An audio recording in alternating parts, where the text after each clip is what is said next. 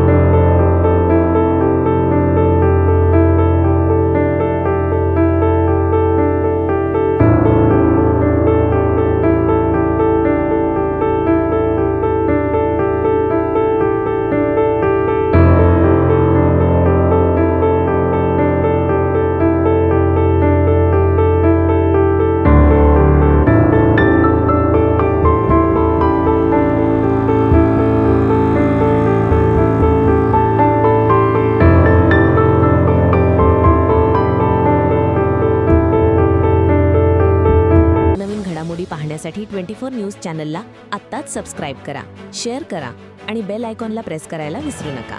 आणि हो, तुमची प्रतिक्रिया देखील कॉमेंट बॉक्समध्ये नोंदवा.